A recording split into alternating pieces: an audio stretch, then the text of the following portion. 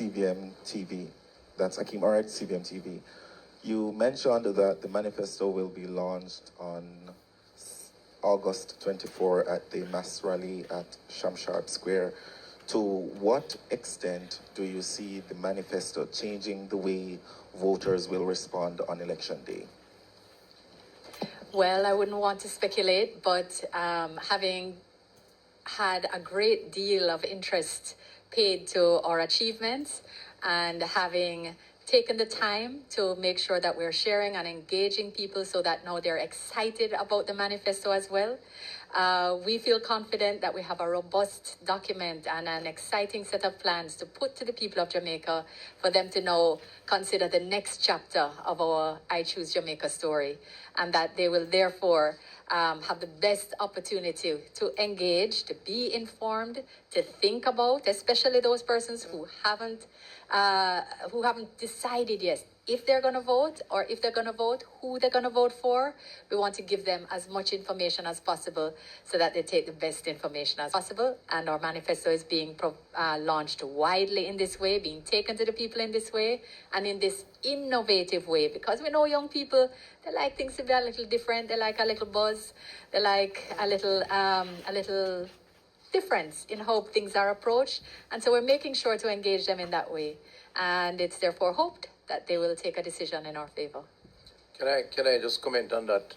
I want to support Minister Johnson-Smith's comments, but just to add that the achievements document that we prepared and presented to the populace, which has been in high demand up to this point, and has gotten very positive reviews, really, we hope, would have positioned in the minds of the electorate the fact that this government, over the last 9+ years, has performed and has delivered for the people of Jamaica. The lowest crime, the lowest reduction in crime, the highest reduction in crime in a single year, lowest poverty, lowest unemployment, and I could go on and on. We want to appeal to the electorate to consider the fact that if we have delivered over the last 9 years in their interests and for their best benefits, then we would like them to consider, as they read or review our manifesto, to build on that trust and give us a mandate to continue over the next 5. This is important as part of our case, that we are not just talk as others are, we also deliver, and we work hard to deliver. The Prime Minister, the team works hard to deliver, and there's evidence to show and to prove that we have delivered. We are therefore saying, give us an opportunity to continue delivering. And that's the pivot that's going to be important, that we hope to encourage and stimulate the minds of the Jamaican electorate to make that shift from the achievement to what we intend to do over the next 5 years. Another question from Dwayne Anderson from TVG News. Dwayne. Good afternoon. Thank you so much. The first question actually is for you, Abka. Hopefully you can take this on. As an award-winning journalist yourself, what do you make of the recent developments involving the journalists and the political parties, and what concern you may have for this on Jamaica's perception as relates to freedom of press index? I suspect you are referring to the controversy concerning the national debates. Well, the position of the Jamaica Labour Party is that we are of the view that all journalists from a diverse group of media houses are to be allowed to participate in the national debates.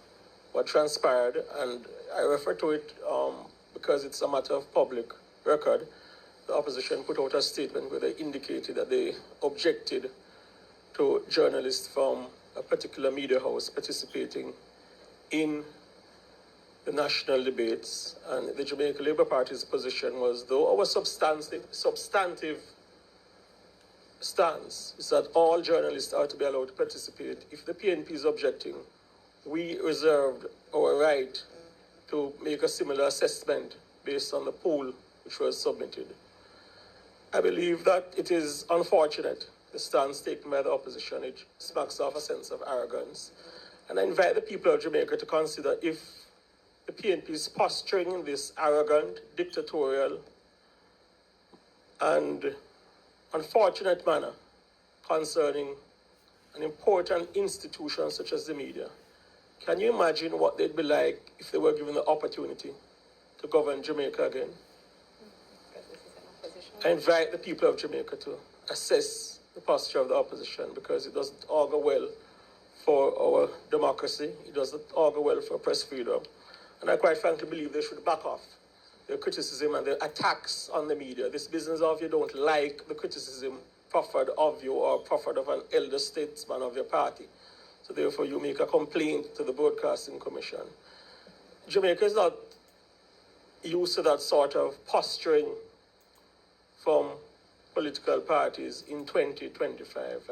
I believe it's full time the PNP take a step back, and again, as I said, back off and leave the media alone to do what they do best in the interest of the people of Jamaica.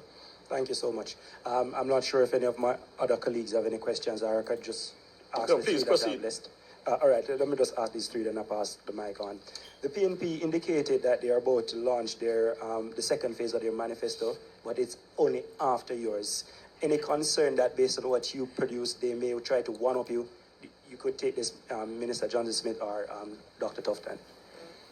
Do you know, I thought that those were just rumors, because I didn't think that there could be such a barefaced admission of the failure of their manifesto, as would be indicated by their intention to publish a supplemental manifesto. When we criticized the manifesto, the leader of that party said that it was, the work of months of meetings with their spokespersons and their shadow cabinet and advisors, that it was, a highly developed policies and plans, well thought out programs. As around the defense, which I was actually a little surprised at, because I thought that he would have actually been disappointed in it. But what's clear is that the leadership of the party, now having reviewed its contents, have realized that it is a failed manifesto. It deserved an F+, and they are now trying to rally back. I don't know if they plan to try to review ours and then see what else comes, but I think the mere fact, I've never heard of a manifesto being done in two phases. We've always launched our manifesto after nomination day. If you look and check the dates, you'll see that we launch our manifestos after nomination day. And we have been committed to ensuring that there's information that fills the space in any event in the time leading up to it. So we weren't disturbed that because they didn't have an action to answer our achievements, that they brought theirs forward and clearly botched their job. But I think that they should be called out for this supplemental manifesto, and people should say, you've put things forward, and is this the kind of slapdash policy making, the slapdash approach to planning and governing that you would undertake if you became government? You can't figure it out and try to take the time to get it right the first time. Because that's what we were about, taking the time to make sure we get it right. Not perfect, and who knows? Maybe we'll find another typo. But the substance of what we have done, the work, the real value of it is clear, and we're confident that the Jamaican people, when they stand the two beside each other, that theirs will continue to be found wanting. And in support of the point made by Kamina Johnson-Smith, I believe the indication from the opposition about a supplemental manifesto is another clear suggestion to the people of Jamaica that they can't be taken at their word. They aren't confident in their policies and plans. They will take one stance today and another tomorrow. They supported an increase in salaries. Mark Golding, the highest paid PNP, the highest paid politician in the country. Then they proposed to criticize it. They welcomed the appointment of Mrs. Holness as Speaker. Then they proposed to criticize it. They suggested an increase in taxes on food imports. And economists indicate that will naturally result in a rise in prices in Jamaica if implemented. Then they backed off it. They suggested an increase in GCT, a 1% increase in GCT.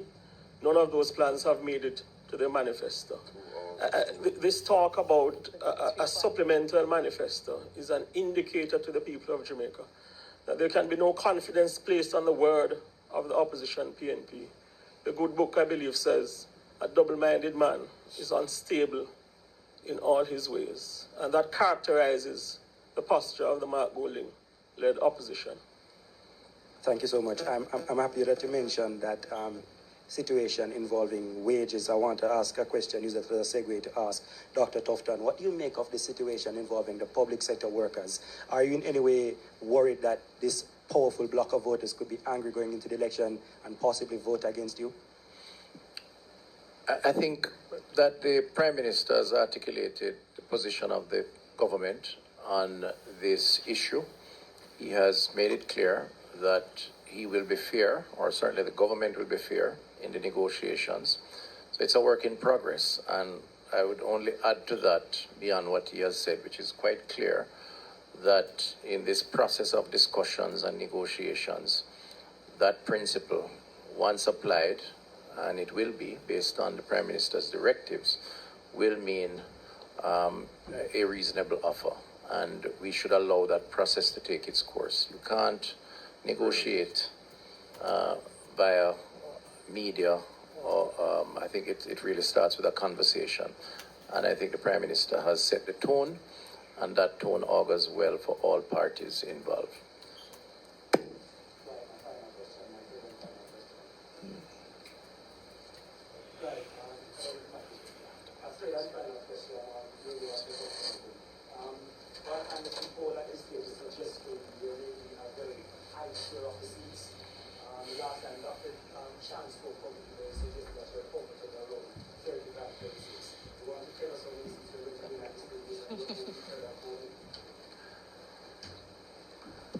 My job is not to telecast seat counts, but rather to provide strategic guidance as a member of a team of very competent individuals, some here at the table, others not in the field, including the General Secretary and, of course, led by the party leader. We are confident in our approach. We are confident in our strategy. We are confident in our candidates and our policies. And our program is building out to September 3rd, when the people will have a choice to decide. And we are confident in victory. I'm not going to give you numbers. I'm not in that business as of now. And if I did, I probably wouldn't say it to you. I have been consistent in saying that all 63 candidates that we have fielded are competent, are qualified, and can provide leadership and are attractive candidates. And our job is to give all of them an equal opportunity to be successful, because we believe that the Labour Party is the best party to carry the country forward.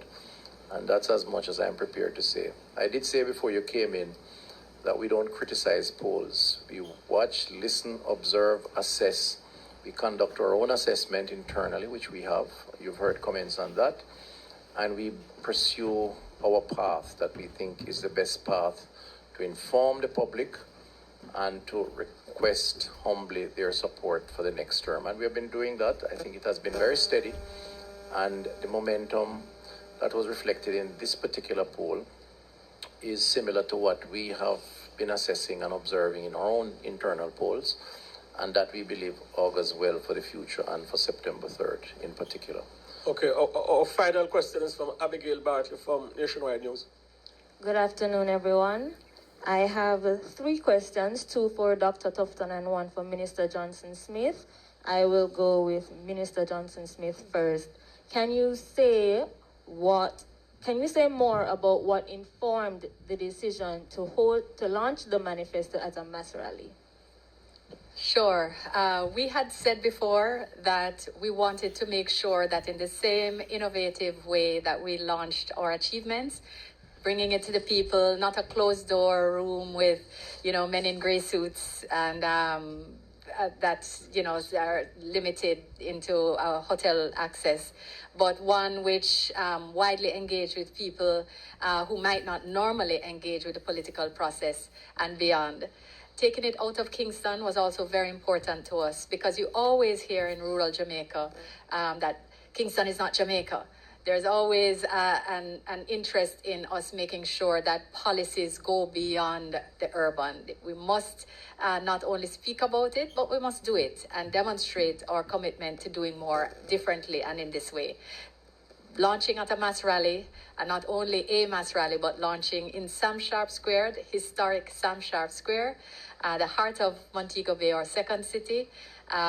We think that it's a sign of respect and regard for the rest of Jamaica outside of Kingston, as well as, of course, to the citizens of St. James who have wide representation within the Jamaica Labour Party at this point in time. They have been a part of the support of our landslide victory in 2020, and we hope that they will remain engaged with us as we proceed into this next stage of decision making. Thank you very much, Minister. And to Dr. Tufton, on the matter of crime, do you get the sense that the Jamaican people support the warrior approach to crime fighting that Peter Bunting accuses the JLP of pursuing? And why do you think the Guardian approach advocated by Bunting is misguided? First of all, I'm not going to attempt to interpret Peter Bunting's designations, except that he is attempting to make a distinction in his own interests and his own political advantage around something that is directly contradictory to the data and the facts. And that's where I have drawn the line, and that's the basis on which we've made this comment.